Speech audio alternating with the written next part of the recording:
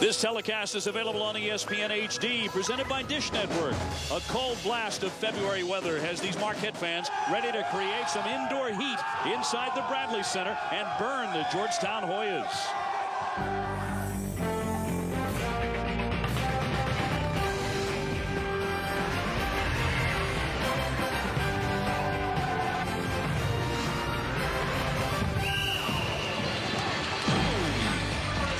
Welcome to icy Wisconsin and ESPN's Throwdown Thursday, presented by IBM. Tonight, it's number 17 Georgetown taking on the 16-8 Marquette Golden Eagles in Milwaukee. Let's check out the Big East standings now. And of course, it's Villanova out in front of the pack at 10-1. As hot as can be as they ripped off 9 consecutive wins to improve to 20-2 overall. Georgetown is one of the chasers at 8-3. Marquette 6-5 coming into tonight. That's good enough for 7th in the Big East Conference. It's a big game, especially for Marquette. And Tom Crean, the head coach, certainly knows it. Look at him just moments ago getting the student section fired up inside the Bradley Center. They are ready to rock and roll tonight despite the snowfall outside. Ready to go, about 16,000 strong, to see Marquette go for the upset against number 17 Georgetown. Crean knows he does not want to be going back to the NIT for a 3rd consecutive season with his team. Hi, everybody. Welcome to the Bradley Center. I'm Dave O'Brien alongside Coach Rick Majerus. Great to have you with us tonight. And, Rick, let's talk about this one a little bit and the fact that not many expected Marquette to be in the NCAA tournament hunt, a youngish team with a couple of freshmen who play very important roles. But here they are in February. They have a legitimate shot. Now, for Georgetown, coming off a tough loss to West Virginia over the weekend, they have Villanova on the road coming up this coming weekend. It's a big game for both sides. Here's the implications. The #1 upset in the NCAA tournament is the 5-12 game. Georgetown wants to be located in the top 16 and the RPI. Marquette wants to get to the tournament. They hadn't been there for the last 3 years. They've got to win one of these next 2 with Pittsburgh coming in Saturday to assure themselves of a tournament berth. Let's get to the Star Watch now. It's brought to you by IBM International Business Machines. We highlight Brandon Bowman and Steve Novak. How about your 6'9", 235-pound 3-4 man being able to make plays off the dribble? He's the best back cutter on the team, and he's an outstanding quick step player to drive to the rim. Novak has evolved as a rebounder. He's become adept at moving without the ball and has really stepped his defense up. He's now no longer a defensive liability. He's an asset. To the lineups, Marquette, 2 freshmen who have started every game in Dominique James and Jarrell McNeil. Roy Hibbert, 7-2 for Georgetown. His coach, John Thompson III, believes Hibbert could develop into one of the Hoyas' better all-time big men. And you know what caliber of big people they've had at Georgetown. Hoyas win the opening tip, right to Bowman. He slams it down, and an immediate statement by the Hoyas. Right there, Marquette was not game ready. You've got to be on top of that opening tip, particularly so when they have such great size. And Georgetown historically has looked to score off the tip. Wow, 5 seconds in and a thunderous dunk by Brandon Bowman. And Georgetown certainly fighting through the snowflakes to get here to Milwaukee. They came to play. The officials tonight, John Cahill, Curtis Shaw, and Steve Welmer, because of the nasty little snowstorm that hit Milwaukee today, they didn't get here until 45 minutes ago. That's a kick off of Marquette. And Georgetown will have it again here inside the first minute of play in Milwaukee. Dave, you mentioned Herbert before. How about he switches on to Novak there? When's the last time you saw a 7'1", 280-pound center switch to a 3-man? Georgetown coming in 17-5, ranked number 17 in the country. 8-3 in the Big East. Was a huge win earlier this season over Pitt. Inside, it's Hibbert. Got the angle and banked it in. You got to beat him across the glass. You can't let him paint catch on that spot deep. Shoots about 60% from the floor, and you see why. Georgetown with a 4-0 lead. That's Marquette's soft underbelly, that post defense. McNeil, one of the freshmen on the move. Quick dish, got it underneath, but a foul instead. You go back to Hibbert going across the lane, the 7-footer, really learning how to move well. Well, they had 2 consecutive back cuts. Credit a nice pick, but you got to get off to the ball. Usman Barrow's got to get over to the ball side of the court. He can't, you let him go to the backside of the rim for a lob. See if they got that in their arsenal. Barrow will have his hands full for sure. The 6'10 sophomore from Dakar, Senegal. The jump pass and now the swing to McNeil, but traveling with it And Marquette comes out a little balky here in the opening moments at home as you get a look at Tom Crean in his 7th year. Took Marquette on a magical ride to the Final Four in 2003 with Dwayne Wade, but they haven't been back to the NCAA tournament since then, and people are starting to talk. Cook off the give and go, lays it in. Ashante Cook with a bucket. And there you saw McNeil's defensive strength and his liability. His strength is on the ball, extended pickup point, like a lot of freshmen off the ball. He turned his head on the pass and relaxed. Novak off to Chapman. Now to the outstanding freshman point guard, Dominique James. Marquette 2 possessions, 2 turnovers.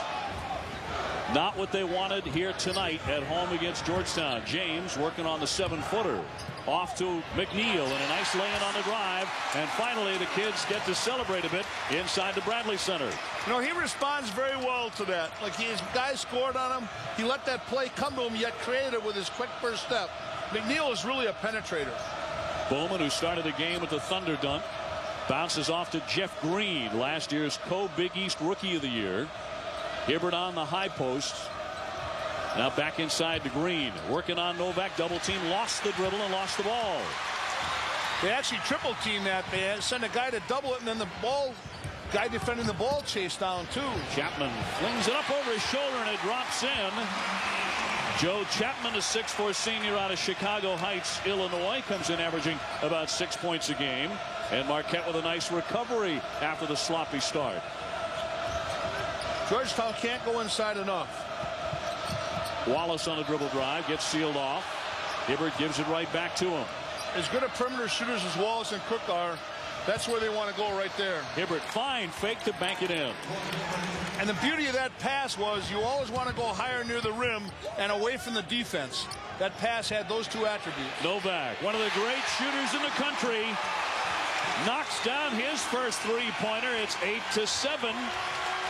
And he is only hitting 45% for the season from out there. Truly one of the best shooters in the country. Hibbert, good hands there to catch and get the basket. This could be the 3-ball versus the paint catch game. Look at McNeil here. Look at how fearless he is. Rejected by Hibbert, who had 6 blocks against Illinois earlier this season. 16-19 to play here in the first half. And there's Coach John Thompson III. As the Hoyas in his 2nd season in the top 20. A couple of major upsets as well. Right now ranked number 17 in the country. I have a lot of respect for him. He learned it at the knee of Pete Carrill, and then he's given his players within the Princeton offense the freedom to be themselves. Chapman with a miss. They'll keep it alive. Usman Barrow back out. Chapman with another miss. But it's Novak collecting the rebound. They'll get at least 3 cracks at it here. He is hustling so much for the boards this year and playing through traffic. Novak had that sensational 41-point game against UConn in Marquette's Big East debut earlier this season. A near catch by James, had it knocked away on the alley-oop. Bowman, bounce pass right into the hands of the Golden Eagles defense. Barrow with the steal. James gives off, and McNeil lost it out of bounds. Timeout. 15:36 to play, and inside it is heating up at the Bradley Center. ESPN's exclusive presentation of college basketball is presented by IBM. Become an on-demand business. IBM can help. And in part by Mercury and your local Lincoln Mercury dealers. Georgetown a perfect 5 for 5 shooting it. They lead Marquette 10-7 as we go inside to play. And Rick, it's high and away. Beautiful pass here to the post. He posts up, and this is Marquette's defensive underpinnings here. Collapse a little bit. You got to press the pass. Right there, there's no hand up. You can see his hands are down. There's no pressure on the passer. But watch this ball. It's passed very high, and it's passed to the corner of the board, and it's passed away from the defender, and you see the result right there. Beautifully executed play by Georgetown, but you absolutely cannot let a guy Brett Favre the situation. You know, when he isn't rushed, when he doesn't have active hands tracing the ball, it's his choice. All 10 of Georgetown points have been in the paint. And all of their buckets have come off an assist. They pass and they space so well. There's a catch by Hibbert. Backs in, lost control, stolen away by James. And now gave it right back. Chapman with a leaner, and he banks it in. Joe Chapman I should say Green, Jeff Green with the basket, averaging about 12 points a game. And quickly got it back to give Georgetown a 12-7 advantage. James calling for a play. Boy, Dominique James, the newest entry into Marquette's fine point guard tradition. And he has started every game this season for Tom Crean. Marquette had called the play, and then when they got that turnover, they lost a semblance of balance there. Wallace, look at Hibbert run the floor and lay it in. Roy Hibbert off the quick give, and in traffic lays it up to make it 14-7. He's what I call a willing runner. He doesn't really stride it out, but I'll tell you what, he goes as hard as he can every time.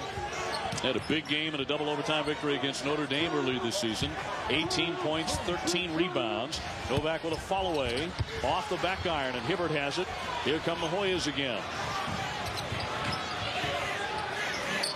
Georgetown has had a couple of 7-game winning streaks this season, so when they get rolling, Wallace, airborne, gives it off, and Cook can't make it go. See, now Marquette's helping off inside, and Hibbert is going to continue to dribble weave that handoff. We'll talk about that later on to get Georgetown good situations like that. It was Georgetown's first miss of the game. Chapman gave it off to McNeil. His running bank shot is good. Jarrell McNeil, the freshman, could easily have been the player of the game in their upset against UConn. Had Novak not gone off for 41 points, but McNeil had 19 points and 12 rebounds. Not too shabby against the Huskies. Wallace fires too strong.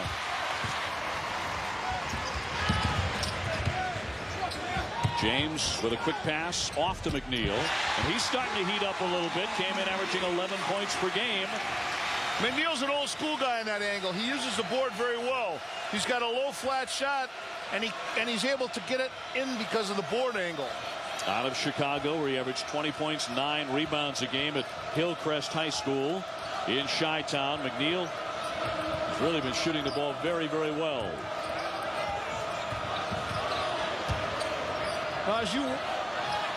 The Hoyas with a shot from the corner out of the hands of Jeff Green, but it won't go. 14-11. James in and out. And Hibbert controls the glass again. And a timeout, a quick one here by John Thompson. So we'll take one as well. 12:46 to play here in the first half. It's Georgetown leading by 3.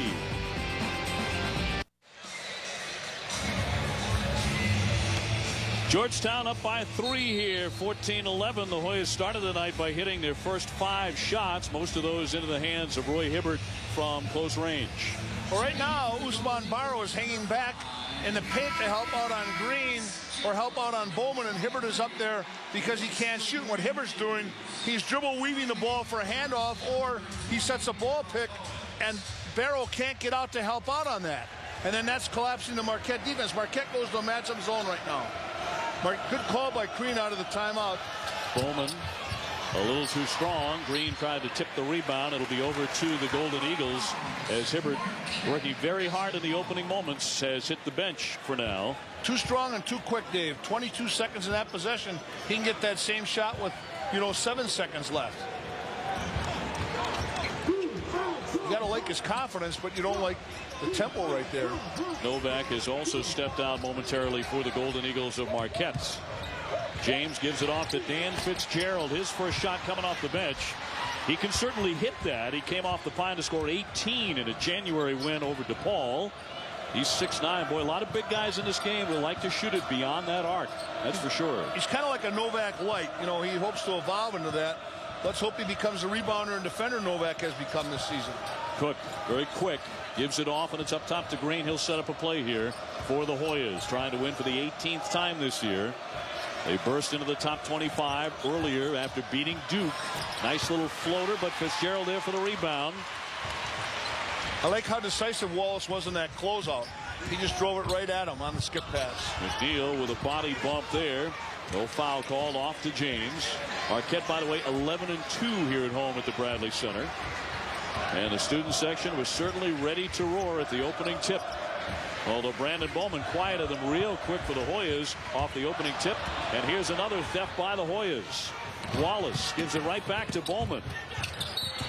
And now a foul with 11:16 to play here in the first half in Milwaukee. And we'll be back with more. Georgetown leading by 3 over Marquette.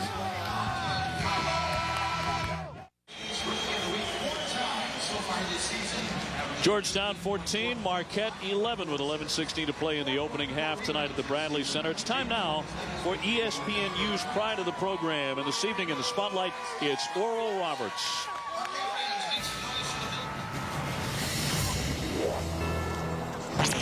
Nearly 3 decades later, his record still stands. In his final college game, Oral Roberts forward Anthony Roberts poured in 65 in a first-round NIT loss to Oregon. The performance remains unmatched in NCAA postseason history.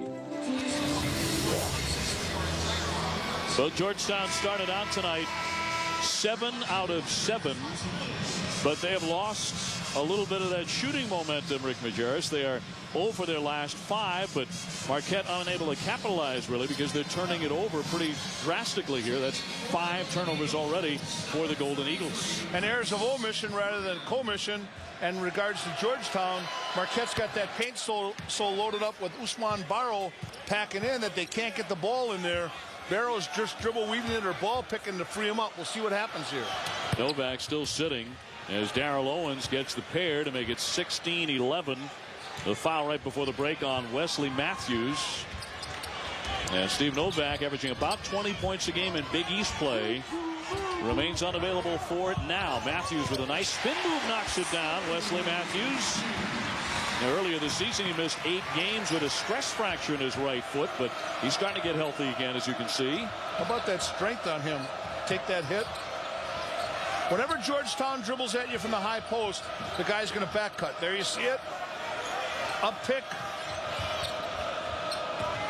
Wallace hands off to Owens. 11 seconds to shoot. Nice baseline roller, will not go. Marquette collects and it's James. Boy, is he quick into the offensive zone. Off to Matthews. And traveling is Dan Fitzgerald. He gives it right back. Too sped up. Too fast. Fitzgerald knows that they're going to try to make him dribble to a shot. He's got to let the game come to him a little bit. He's pressing. Marquette, Rick, undoubtedly, as Novak returns, their biggest victory of the season, January 3rd, their upset of UConn, 94-79. Novak electrifying the crowd here at the Bradley Center. He had 41, but just 4 days later, Marquette lost to Cincinnati on the very same court they beat the Huskies on, 70-66. And how often do you see that? Invariably see those major upsets.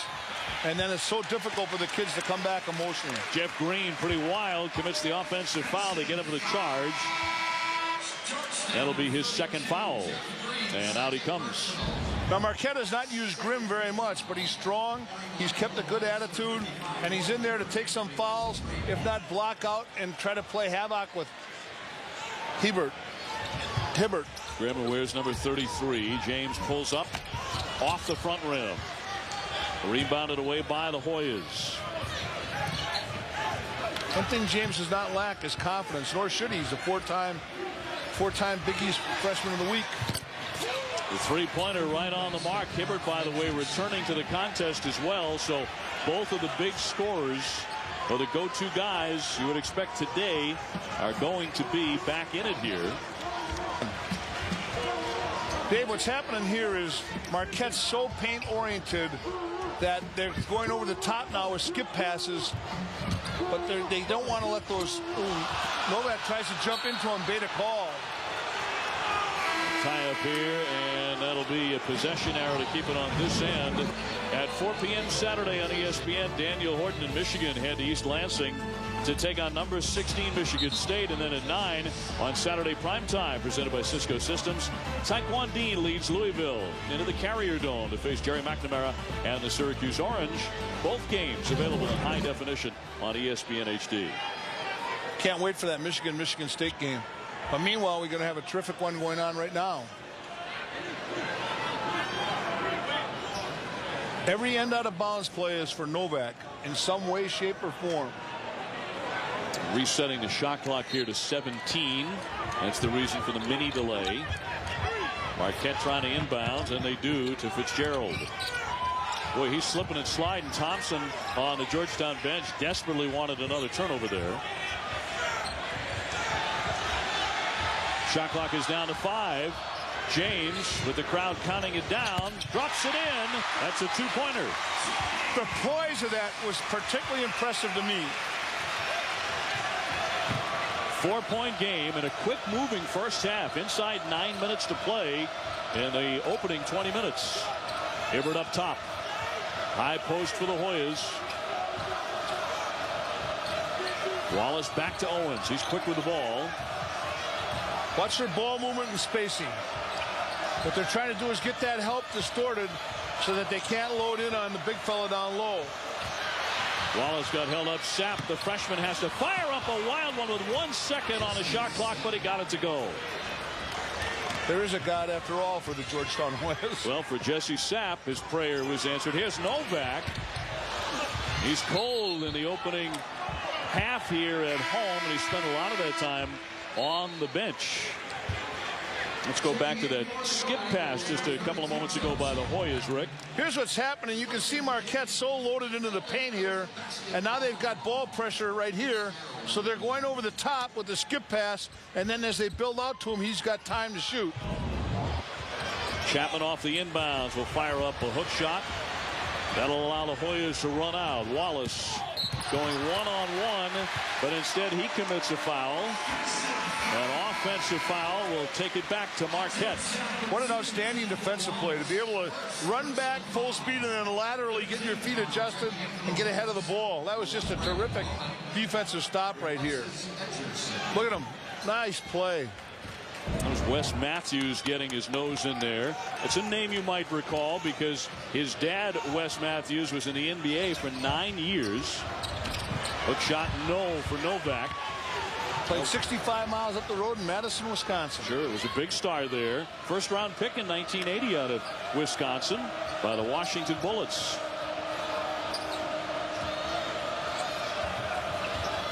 Wallace to set it up here for Georgetown, leading 21-15. Hibbert at the foul line. Sapp will swing it. Look at him move and cut. Move, cut, space. Owens too long. Hibbert got knocked right out of the lane, but got the rebound anyway. Grimm did such a good job of making room for himself that he pushed him into the rebound. New shot clock here, 25 to get it off for Georgetown. Now there's the problem. There's Wallace with a miss. No one to help out on that pick because Hibbert comes out and Grimm stays inside. Matthews to Fitzgerald, and it's around and out, although he can certainly hit that shot. That's his play. Under 7 minutes to play in the first half. We've got to attack the rim a little bit more. They're living and dying that early shot in transition.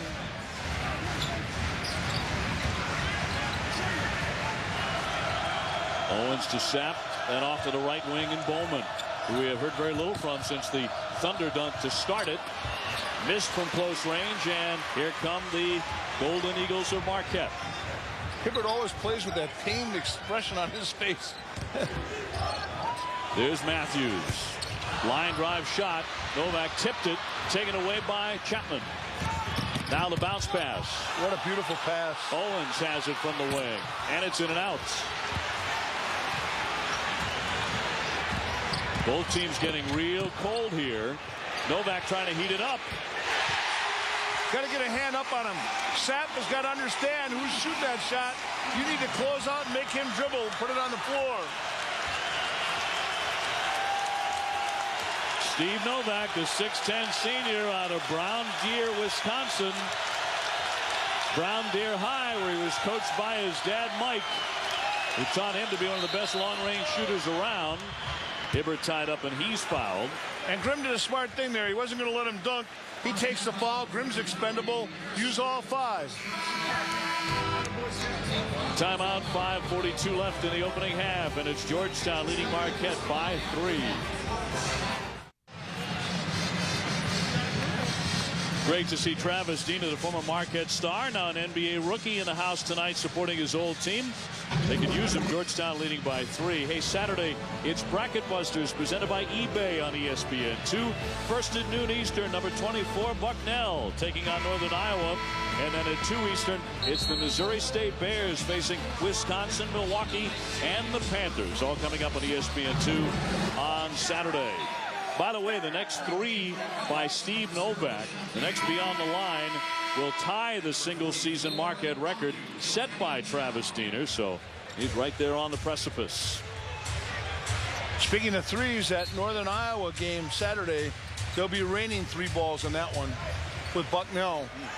And interestingly enough, it'll be who defends the 3-ball best that wins that one. Travis, by the way, on the NBA All-Star break. The reason he could get home and take in a ball game here in Milwaukee. And Marquette comes out with a zone here. Good call by Crean. Mix things up a little bit. He's kind of probing for the second half right here, just to see what they do. Slices in, but a miss and a foul. He'll go to the line. 5:20 remaining in the half. Time for a 30 at 30 Sports Center update. Let's go to Reese Davis. All right, Dave, it is official. Mike Davis is done as head coach at Indiana, effective at the end of the season. He announced his resignation, but will coach out the remainder of the campaign. And lawyers from Wayne Gretzky and his wife, Janet, say that neither will face criminal charges in connection with that multi-million-dollar gambling ring that was busted in New Jersey last week. Sports Center coming up after the game, and ESPN News is always on, and we'll see you at halftime. Reese, thank you. And Rick Majerus, I think this is an obvious question for you. You coached at Ball State. You had a lot of success there. You and I just did a game in Indiana. I thought you were running for governor with all the people shaking your hand and asking you about, well, if Mike Davis stepped down, would you come to Indiana? Have you been contacted about that job? I think those are restaurant owners and guys who had big man shops. No, I hadn't been contacted, and I hadn't given it a thought. You know, right now, any talk about that would take away from the terrific game we've got going on. I don't know why Bowman got cute on that last one. Double clutched it for a degree of difficulty shot. Flush it down. James with a pull-up pop. Got it. Dominique James, the freshman out of Richmond, Indiana. He was the runner-up just a year ago for Mr. Indiana basketball at his high school, where he averaged 31 points a game. Not only does he have the physical attributes, he's got all the component parts psychologically. Confidence, poise.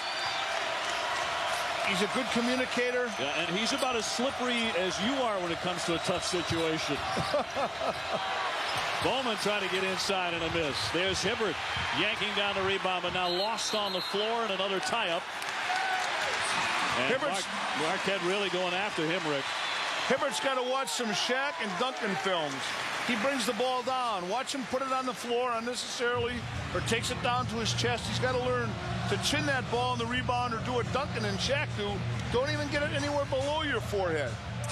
Well, John Thompson has made the comment that he thinks Hibbert could potentially be in the same class with some great all-time Georgetown big men. You talk about the class, though. How about Patrick Ewing? Then you've got Alonzo Mourning from 1988 to 92, and even Dikembe Mutombo. In my opinion, right now, his skills are going to be better than those guys. His athleticism won't, but his size is so much bigger.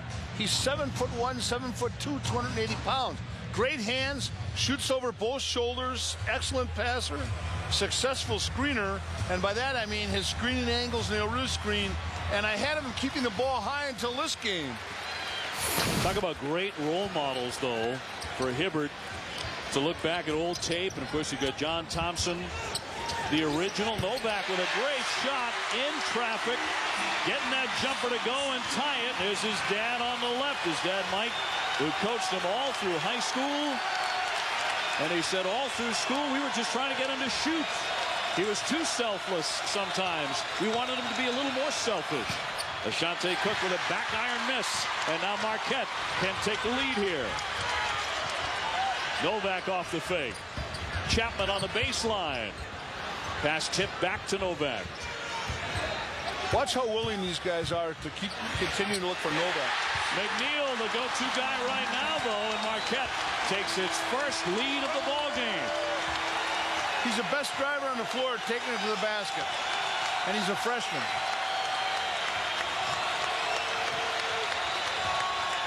Georgetown's been its own worst enemy against this zone, settling for long early jumpers. The patience they displayed in man-to-man offense has not been there until this possession. Marquette on a 6-0 run. Marquette will try to keep that run going. James up ahead of everybody. Bowman tipped it. Otherwise, it would have been an easy breakaway layup. He dribbles inside, gives it off, but a miss by Ousmane Barrow from close range. You know what happened? They forgot to go inside against the zone. The Hoyas were going inside against the man-to-man and against the zone. Good call by John Thompson, because I'm going to tell you, he's going to show them that their big guys are open against that zone. Take a look at this right here. You're going to see Hibbert down on the block right here now. He's got him on his back. Throw it into the big guy.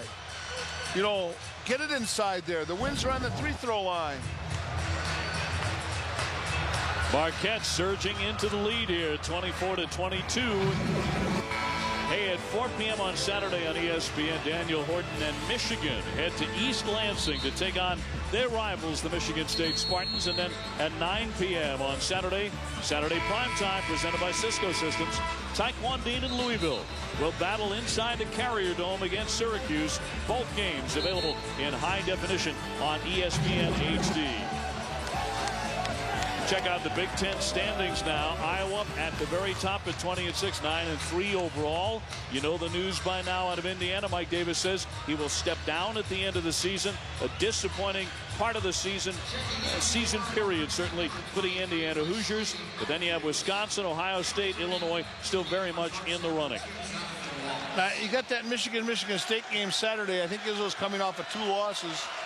And that is going to be one war there in the state of Michigan. Georgetown without a field goal for over 5.5 minutes. Foul on the floor as Hibbert got hit. We have a timeout with 2:40 to go in the first half. A tight one, and it's Marquette with their first lead of the night. Reese Davis, Fran Fraschilla, and Hubert Davis coming up on the UPS halftime report. We'll hear from Mike Davis, his decision to step down at Indiana, talk about how it might impact the Hoosiers the rest of the season. As far as the impact on our game between Marquette and Georgetown, how is Steve Novak getting his looks, Hubert? Not these, but his real look. In transition against a half-court set, it's going to be tough for him because Georgetown switches all pick and rolls. Well, and Gerald McNeil is really giving them a boost offensively. Novak's going to keep looking, guys.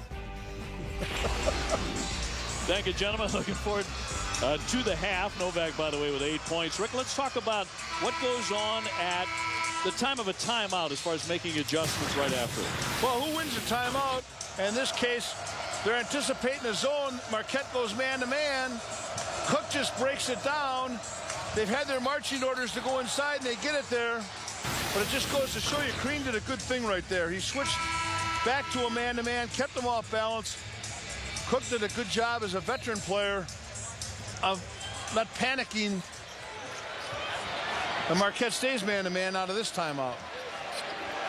Well, Georgetown ball here. By the way, the Hoyas scored their first 14 points all in the paint.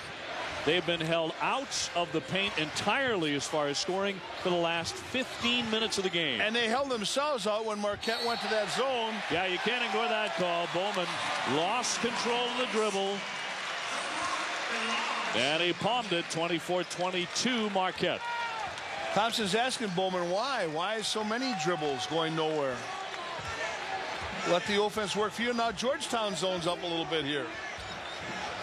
Dominic James gives it off to McNeil. He slipped but retained possession. Better know where number 20 is if you're going to zone. Novak drawing a lot of blue jerseys when he touches it outside that line. Now he's open for a moment, and that's all it takes. I knew that was coming because they had confusion there. You know, it's funny how you turn your head and you don't keep vision on the ball and the man in your area in a zone like you do in man-to-man. Novak tying Travis Diener for the Marquette single-season three-point record. He already has the career record at Marquette. Bowman off the foot, scooped up, now tipped off Novak. McNeil ahead to James. Georgetown had only been averaging 11 turnovers a game coming in, and they had the highest field goal percentage. They were playing so tight, and today they're careless, reckless, and sped up. Credit Marquette, though, with a terrific effort here. And now Marquette goes back. They're going man-to-man on a make, a man-to-man on a miss, and zone on a make. They're in zone right now. Inside a minute left in the half, and it's Marquette by 7. Boy, did this turn around quickly. Cook way downtown. And the foul will go against Bowman of Georgetown in the rebounding fray. It's back over to Marquette. Take a look at this right here. They go inside, loose ball. Active hands by Novak, high hands, push it ahead. Dominique James flushes this baby down. Now they're running back and switching defenses. About 11-second differential between the game clock and the shot clock. First half dwindling down. Matthews with it for the Golden Eagles. Credit Marquette with just an excellent half here after that 5-minute mark. James backs it out. He has 7 seconds to get off a shot. The freshman launches. Too short. Comes in for his own rebound. Fighting to get out amongst the trees. With 9 seconds left in the half, McNeil with a miss. Now Georgetown tries to recoup some momentum. Big mistake by Marquette. They should have held for that last shot. Hibbert with the bucket that counts right before the halftime horn. They had played so well. Coach Green's going right to McNeil right there. He's telling him, look, when we got that ball back, we had 10 seconds. We want to play clock, time, and score situationally. And yet Marquette trailed most of the first half. They lead at the break 29-24. Coming up next, Reese Davis and the UPS halftime report. ESPN's exclusive presentation of college basketball is brought to you by NikeBasketball.com and Best Buy. Thousands of possibilities. Get yours.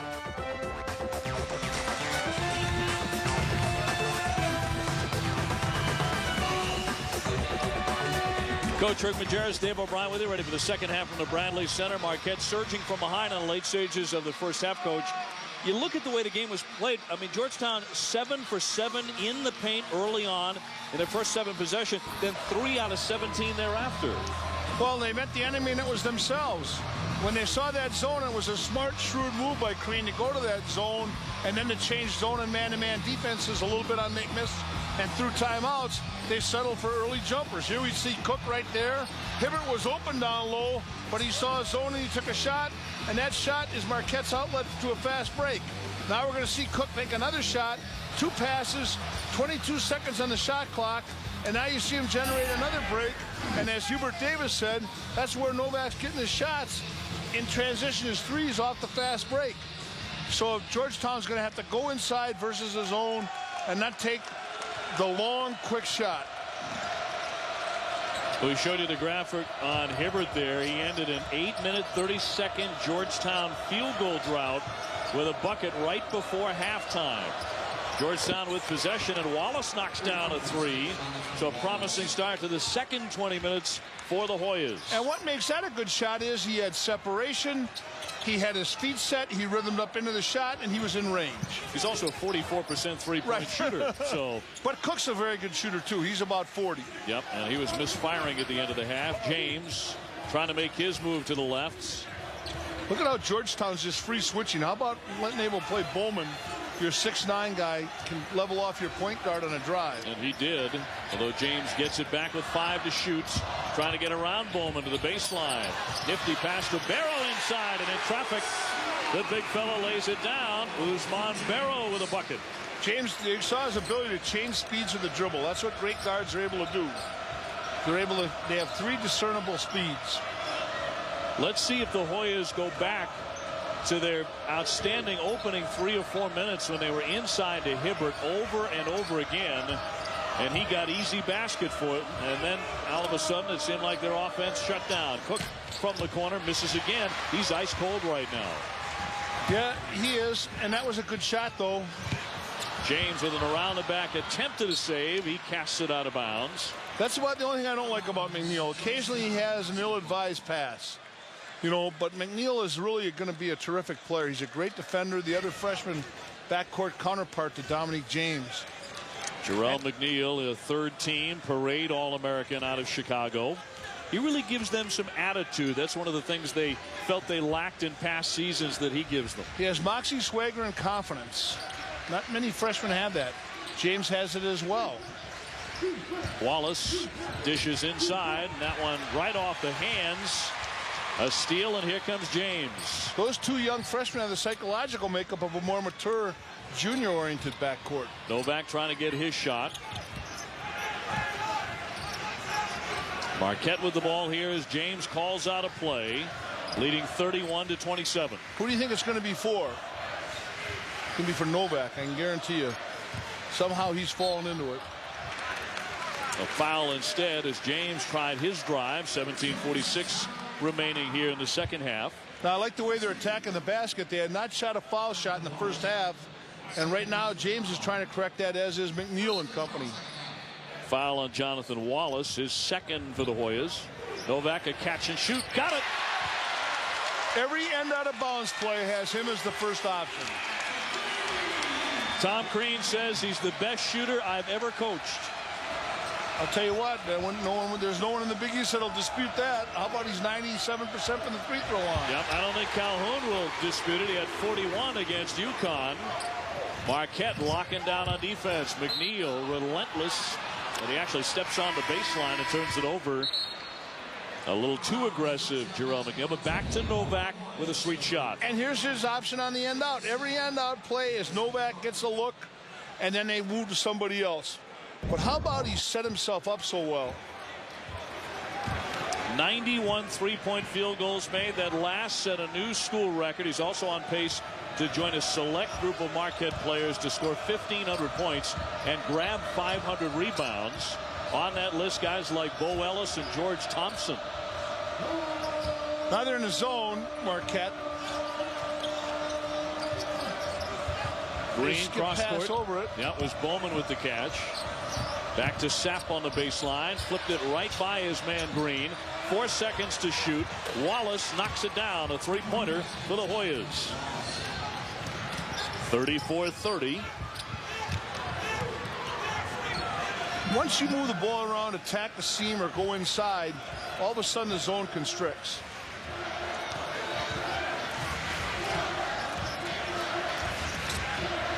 .16 seconds on the shot clock as Novak thought about it. Chapman. James is open for three. The rebound tips onto the baseline out of bounds, and it's going to be Marquette ball here and a new shot clock. Hey, Saturday, it's Bracket Busters presented by eBay on ESPN2. First at noon, it'll be number 24 Bucknell taking on Northern Iowa to prove they're worthy of a tournament berth. And then at 2 o'clock Eastern, Missouri State tangles with Wisconsin, Milwaukee, and the Panthers. Wisconsin-Milwaukee is one of my favorite players, a kid named Tigger. He's a Wisconsin guy, big, strong, blocky, gets the most out of it. He's an old-school post player. Off the inbounds, James, his shot parried from behind, and he missed it. Wallace trying to push some tempo. A sophomore out of Harvest, Alaska. I see many D1 players out of Alaska. No, let alone Harvest, Alaska. I could not tell you what it is, but I think you've recruited there. Hibbert. Isn't that where they want to put Anwar and drill for oil? Bowman. And now Sapp. He hits a three-pointer. Jesse Sapp, the freshman out of New York. And once again, the zone is collapsed by dribble penetration. So here come the Hoyas. They've closed to within one. Novak off to James. He's certainly not bashful for a freshman. Novak moving without the ball like the great Jimmy Paxson did for the terrific Don Donner at Dayton, and then for the Portland Trailblazers. Maybe one pass too many. Jerome McNeil with a turnover there on the traveling violation. Take a look at this, Dave. Here you see how to attack a zone. He draws 3 guys to him, draw and kick, spot up. That's what you got to do. Take the ball into the seam, draw and kick, and then you get a good shot.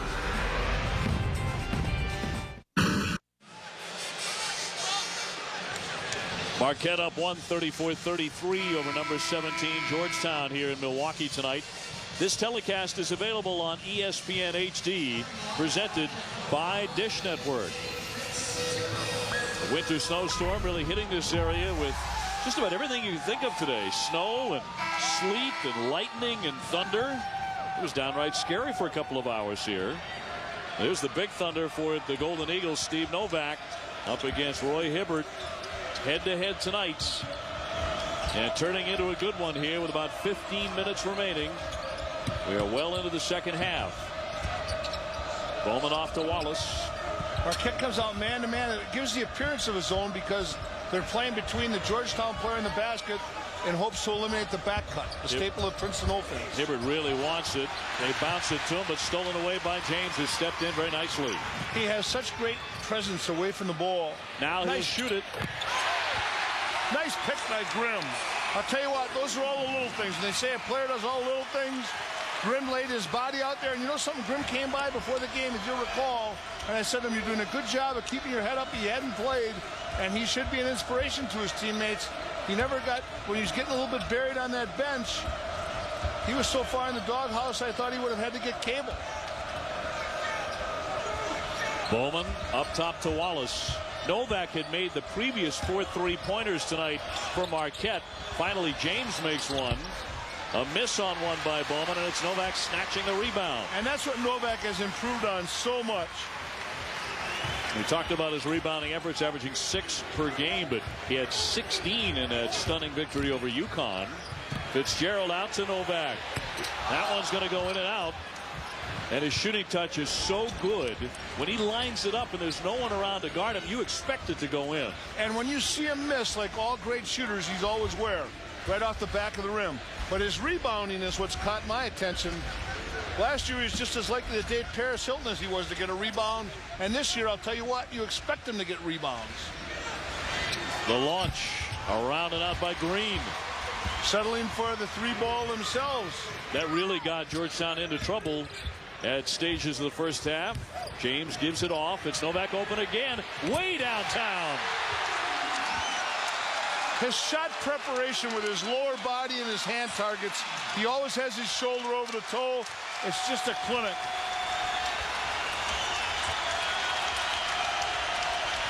$17 for Steve Novak. Marquette has not taken a foul shot, but yet they've really gotten into driving into the paint. McNeil and James's penetration have set the scene for Novak to get those shots. What a nice job by the Warriors of attacking paint. Marquette feeling pretty rich. A 40-33 lead over Georgetown on a bevy of 3-pointers. Rick, they want you to come dancing with them at Marquette. They want to go to the big dance in the NCAA tournament after back-to-back trips to the NIT. Getting a little help with your buddy Jay Billis. What do you think? I mean, beginning of the season, not many thought Marquette had a chance to go to the big dance. Do you think they will? I think they will, and they got that wiggle down with Billis and I right there rocking against each other. I'll tell you something, the student fans have done a great job here of getting this crowd into it. Marquette comes out with a zone.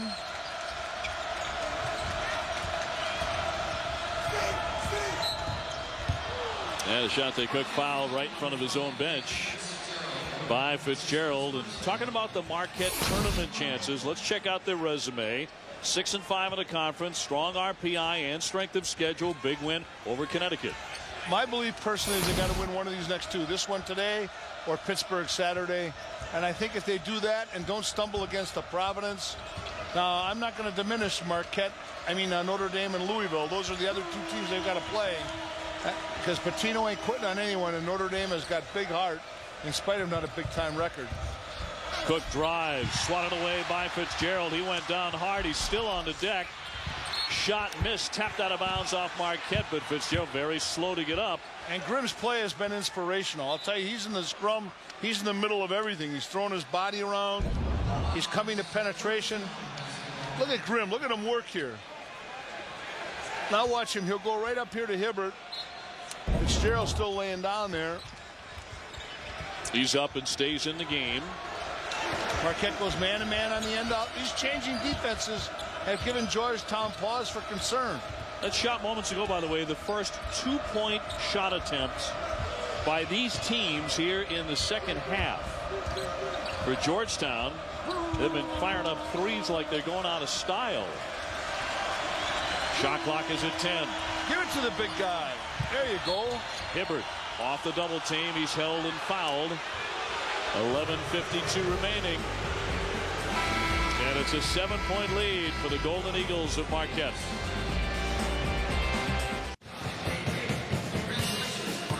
Marquette leading by 7 with just over 12 minutes to go here in the second half, and they're doing the little things, especially Brother Grimm. Take a look at this young man. Watch him defend Grimm. He's so overmatched right there in terms of size. Watch him level off that dribbler. He's the enabler to the steal.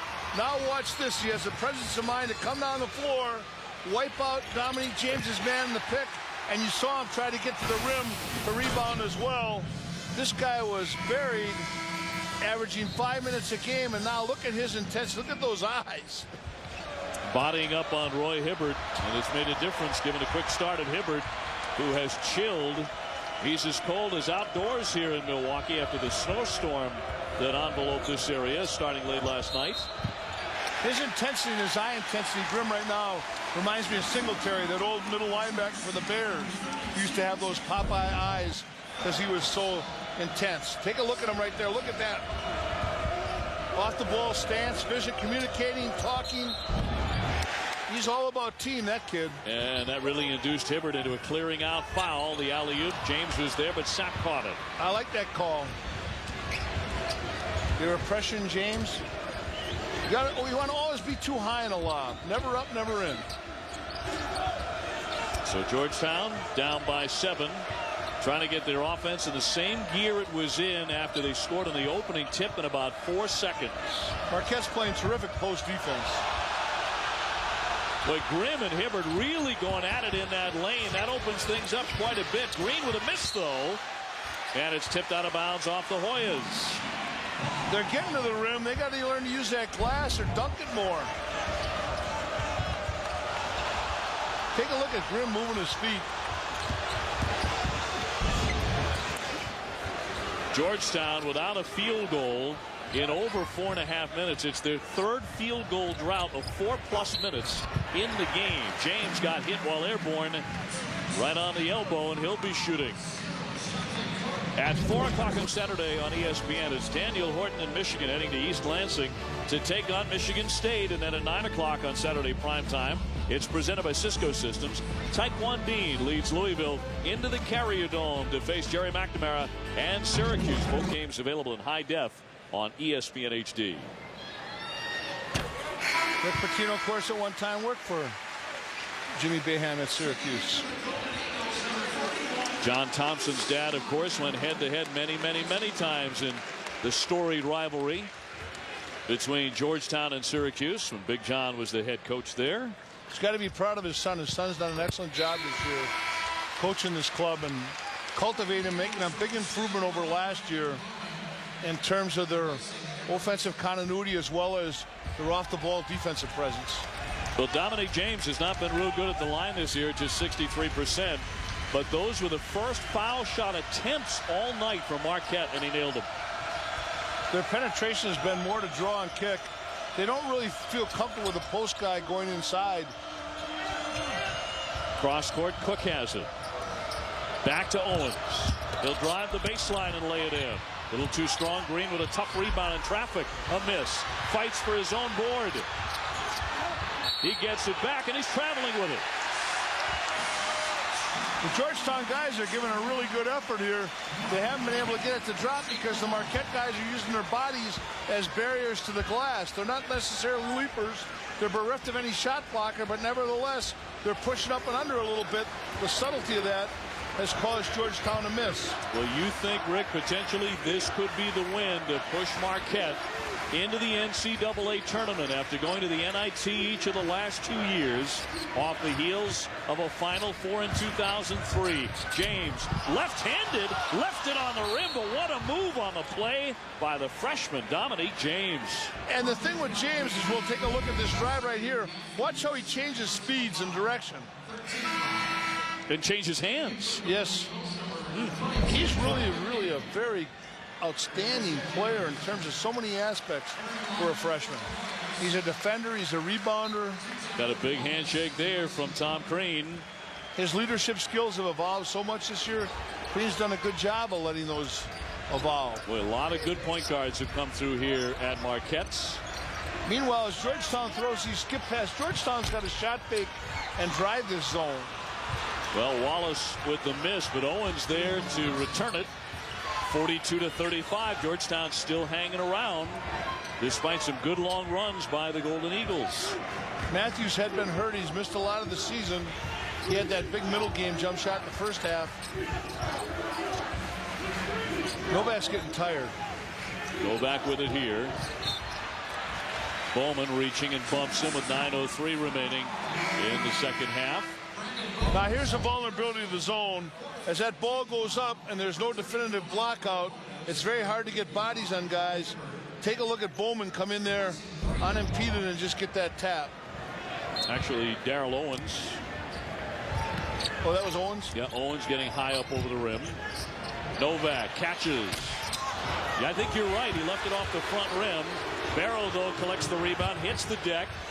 Got it free to McNeil.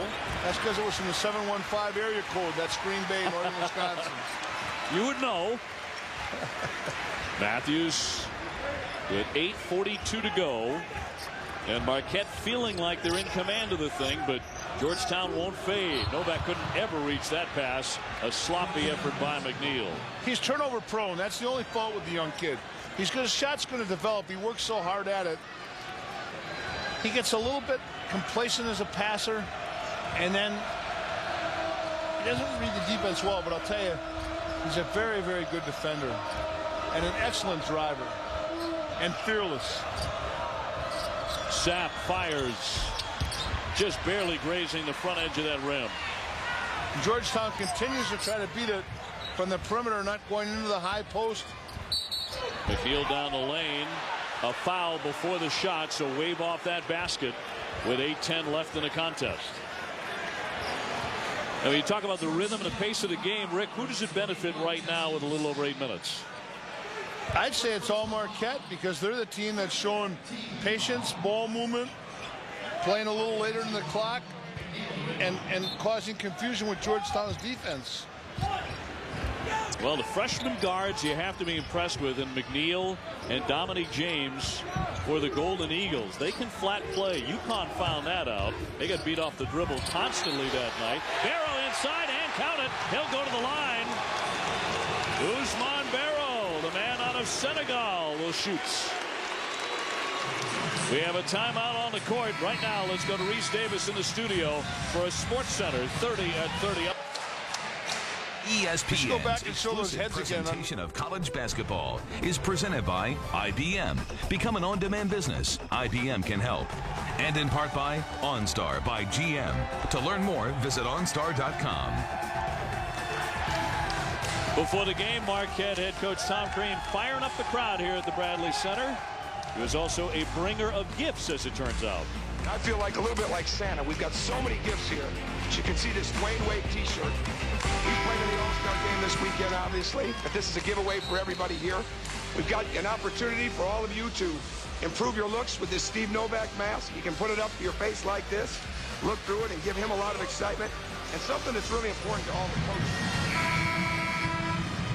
So Christmas coming early for the students and all the fans here at the Bradley Center, and Tom Crean trying to edge closer and closer to what would be the 17th win of the season for the Golden Eagles, and it would be, you'd have to argue, their second best win of the year.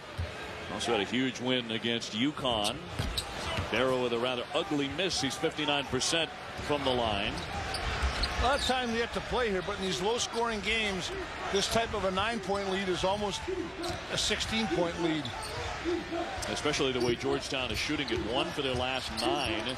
Bowman off to Hibbert, pinned against the glass. Barrow got a hand on it. He's credited with the block. 17 to shoot here. And when you mention how Georgetown's shooting it, how you shoot it coincides with shot selection. The Hoyas have been the most efficient offensive team in the league, leading the Big East in field goal percentage while turning the ball over just 11 times prior to this game, but they're at 14 turnovers now, and their bad shot selection is giving Marquette the break. Boy, tough shot. Hibbert fouled as well, and Roy Hibbert will go to the line working on Barrow. How about the nice footwork of him? He stays low right here. Watch him. He doesn't speed up, turns and faces. That's a classic Georgetown big man move in the mold of Mutombo or Ewing. Georgetown has recaptured some of that old Hoya defensive prowess as well, and part of that because the 7-2 Hibbert is patrolling the paint. And now Georgetown pushes up, extends. Interesting, a team that wanted a slower pace is now trying to create a little faster one. Yeah. That slow pace has worked so well for the Hoyas. Number 17 in the country. Number 1 defensively in the Big East. Novak with it. You said moments ago you've seen signs that he is tiring. He pulls up. That's a sign right there. When you're short on the front of the rim and you're a great shooter like he is, almost all of his misses are back of the rim. 7:05 left here in the second half from the Bradley Center in snowy Milwaukee, Wisconsin. Coach Rick Majerus, Dave O'Brien with you. It's number 17 Georgetown against Same Marquette. play again now they're running. The kick out. Now up top to McNeil. Rebound tipped and another whistle. And this will go against Marquette. Good ball movement by Marquette. A foul against Barrow, his second. And a 5th team foul against the Golden Eagles. They'll get Grimm back in a little while for the terrific job he's done, but Barrow gives him a nice look. They're wearing Hibbert down. Okay, here's the zone. See if Georgetown collapses it, goes into the middle of it, or through it to get a good shot. Cook tried to zip that pass to Green. Tipped away by Marquette. 19 seconds on the shot clock for the Hoyas. What you want to do is ball fake a little bit more, pass fake against the zone, and then that opens up your seam or your gap dribble. Off the inbounds, Wallace. Bowman faked it. His 17-footer is good. Good shot in rhythm. I told you there's a lot of time left. What a great game right now. 4 points. Less than 6.5 minutes to go. Do you feel the momentum swinging as you look at Marquette's Novak with 17 to lead them? I do feel it swinging. McNeil blocks out of the sky, and a clean block by Green. Man, did he get up. Bowman. Nice decision by Bowman to back dribble that. But now he wants to shoot the 3, and it's an ugly one. How about that rebound? Tough board and the basket as well. My God, just as we had talked about him not bringing the ball down below his eyes, he does it. He's very tired too. Well, it seems everybody is, but the Hoyas are on a 7-0 run here to close to within 2.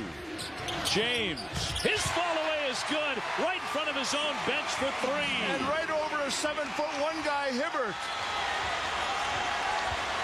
A fadeaway 3-pointer to make it 47-42. Boy, did Marquette need that basket. And does it get the crowd excited? Cross court, it's Cook. Bowman now dishes back out to Wallace. Wallace casts it up for Hibbert. He got inside and laid it in. No foul as Barrow hit the deck. I like that no call foul. I thought the ref did a good job on James that. Again, too strong this time, and it's Barrow going down, and he's pleading for a foul, and his appeal is answered as he got hacked. But Hibbert has really come alive here down the stretch for Georgetown. Watch him rebound this baby here. He goes up with 2 hands, takes it up strong, plays through the hit, and through the fatigue. Now this last one here, there may have been a little bit of theatrics there with Barrow. He might have been better. I thought it was a good no call, though, Dave. I really did. What do you think? You call it. I would agree with you, and I think the big fella from Senegal has played some important minutes down the stretch here for the Golden Eagles, but the guy they're focused on at the moment is Dominique James, who has been over right in front of his own bench. And the point guard is the heart and soul for this team, but he's limping right now to take a seat. Not a good sign at all for the Golden Eagles. He cramps up late in games. I don't know if it's a fluid, if he's depleted with his fluids. I don't know if he's wound so tight. He's such a muscular, he's a little fire plug ball of muscle. Sometimes he just rested here, he relaxes. Barrow the miss. Rebound tipped by Novak. Came out to Barrow. Tipped 3, 4, 5 times. Chapman scoops it up. And a foul there against the Hoyas with 5 minutes left in the game. That foul there by Wallace epitomizes what's a bad foul. 34 feet from the rim. 6 guys that touch the ball. He gets it. Just settle down and play defense. Why foul in that situation? You're down by 3.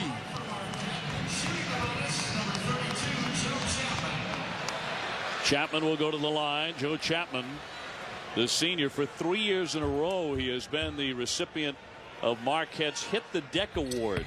which is given annually to the Golden Eagle, who takes the most charges in practices and in games. He's inspirational in practice. When I haven't watched him practice, he's a good leader. He's verbal. He's a fine role model for those young guys, McNeil and company. In and outs. He got 1 of 2. We checked with the Marquette bench, and indeed it is cramping.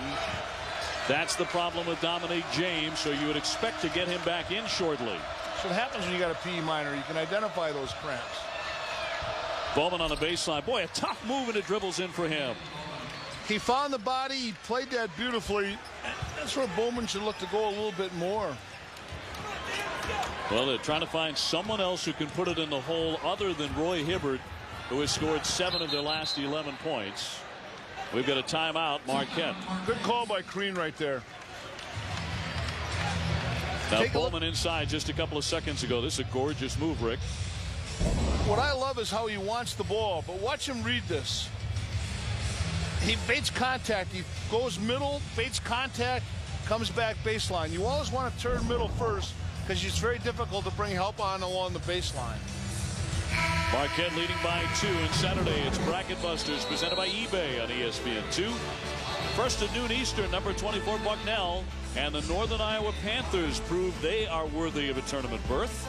And then at 2 Eastern, the Missouri State Bears face Wisconsin, Milwaukee, and the Panthers. That's right next door.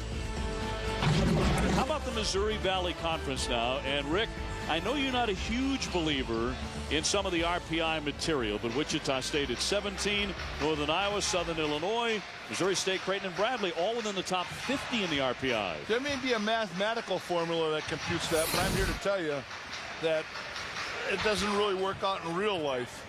And that's why, math is misleading. So RPI is not real life. Well, I'm not a math guy. I don't understand it. I didn't take it. I didn't like it. But I can tell you who's got a good team and who doesn't. And there shouldn't be 4. There's probably going to be 3 teams in, maybe 4. And I'm a big fan, having been at Ball State, as you alluded to earlier in the telecast, of mid-major basketball. Well, how many teams on that list we just saw do you think are deserving of an NCAA 3. tournament? I think that Missouri Valley deserves 3. 2 for sure with the new NIT formula, where it's not that old boy network. And I say that affectionately, because what Jack Powers and those guys do with the NIT for years, they keep it afloat, help so many kids.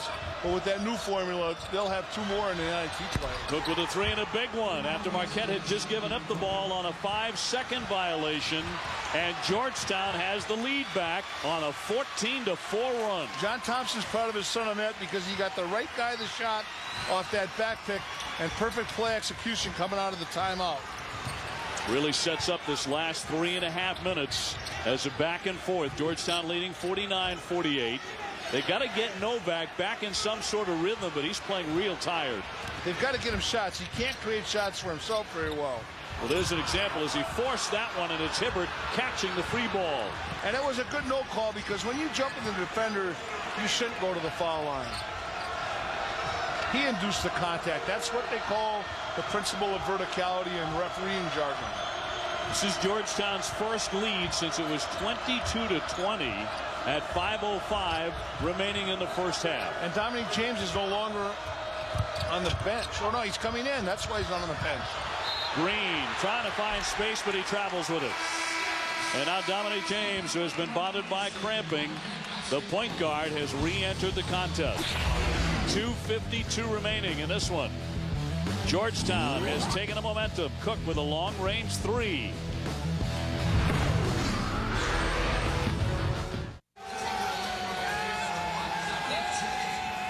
Sports Center is indeed next, but we have 2:52 left in a close one. We give you the reset. 2 timeouts left for Georgetown, 3 for Marquette.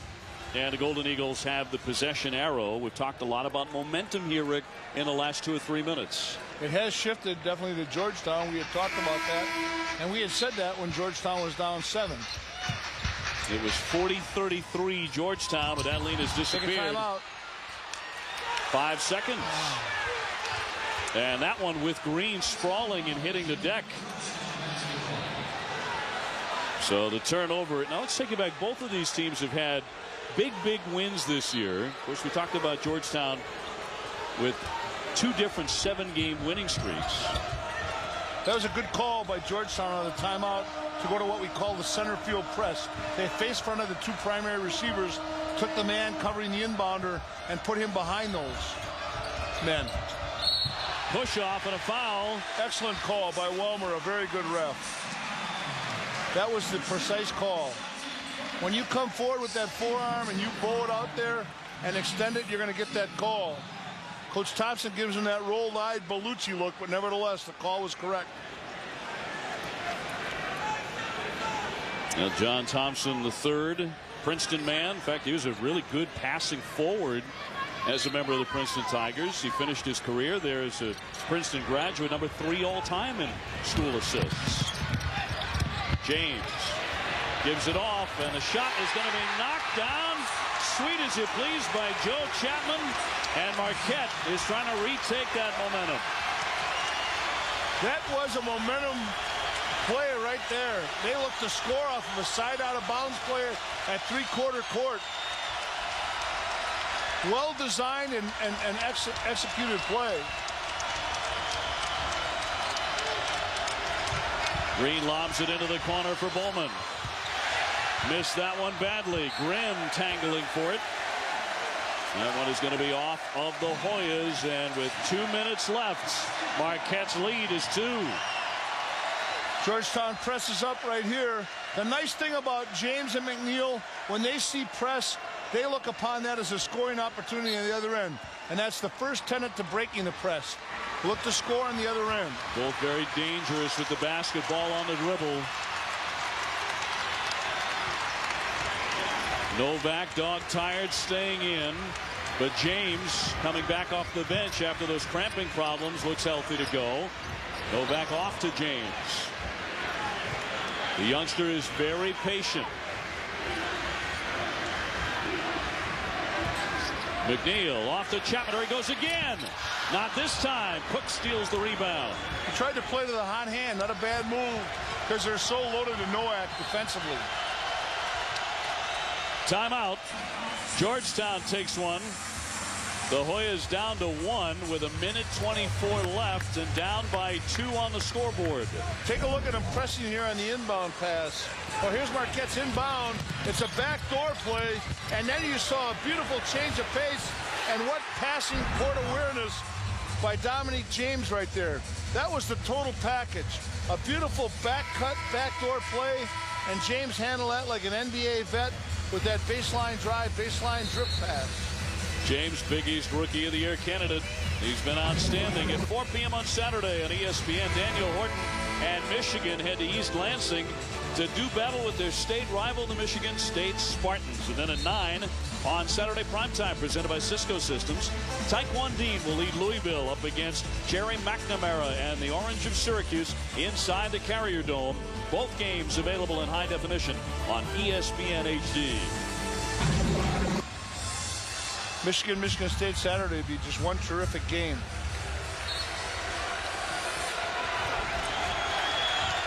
Well, this one is turning into one as well with 1:20 to go. It has been all along. I mean, this has been a well-played chess match at a high-intensity level. Low scoring, but a whole lot of fun. The Hoyas with it, down 2. Cross court. Wallace along the baseline. And he turns it over. Stepped out of bounds. Wallace driving the baseline and stepped on the line. Novak getting over, maybe a little bit of contact, but Wallace could not tiptoe around it. They get Grimm out, substitute for offense with Wes Matthews coming in. They've got a better ball handler, shooter. Both teams are substituting for whatever side of the ball on there right now. Georgetown making its defensive substitutions. Yep, Darrell Owens checks in, number 20 for the Hoyas. All you want to do right now is take care of the ball and get a good shot. You've only got 2 objectives here. Last time they went to Chapman on the shot, which I thought was such a good call. James pulls up a floater and he got it. How about that crossover, change of pace dribble, shades of Timmy Hardaway for the freshman who will be book it will be the Big East Player of the Year.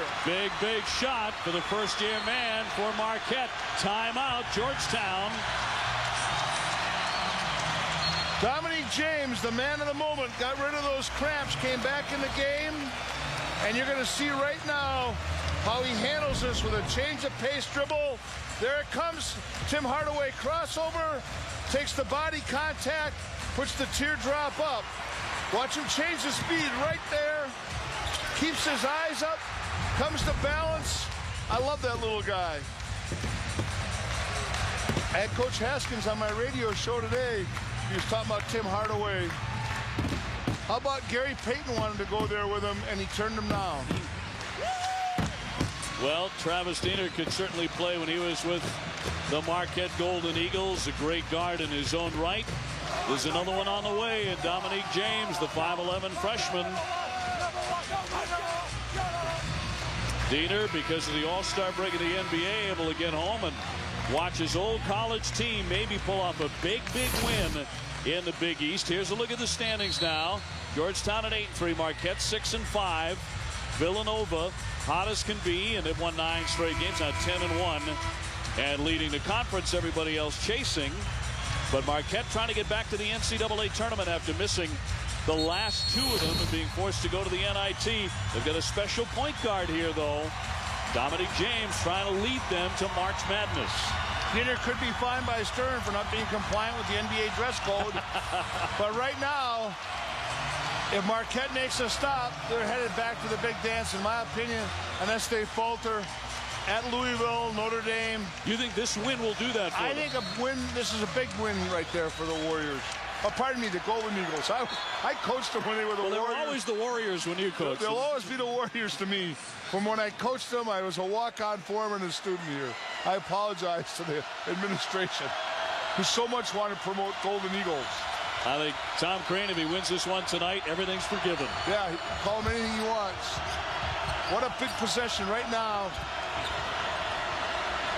I hope they don't settle for the J. It looks like they're going to, though. Green off to Owens, the fake, the leaner really forced up an ugly shot. 23 got a foul seconds right left. now. You got a foul, irrespective of who's got the ball. And James is tied up and fouled with 20 seconds left. Marquette leading 53-49. There's no way that was a foul. And credit Marquette with leveling off the dribbler, good defensive communication, help side presence. Marquette did a terrific job defensively throughout the entirety of that possession. Watch him switch this. Nice job. Stays down, doesn't get baited into the air on the shot fake. You have to have his defensive awareness as important as offensive awareness relative to where the shot clock was, and the Marquette team had it in that possession. Well, the crowd tonight's coming in from the cold out of doors after getting blasted by a snowstorm has really made a difference for the Golden Eagles, that as many who showed up were able to get here through the tough weather conditions. One thing about the fans of the Marquette Golden Eagles here in Wisconsin, they know how to drive through snow, and a few inches of the white stuff doesn't bother them in the least. No, not at all. There'll be white stuff called confetti. They get that. They got Digger Phelps there behind the bench with a big poster. You got to foul right now. You got to see when you're down 4 like that. And they got it to Novak, and he's the man who got fouled. And oh, he's only 98% at the foul line. He has missed 1 free throw in 59 attempts all season. I have never seen a senior involved like he has relative to 2 aspects of play that were somewhat foreign to him in his first 3 years. That is defense on and off the ball and rebounding in traffic.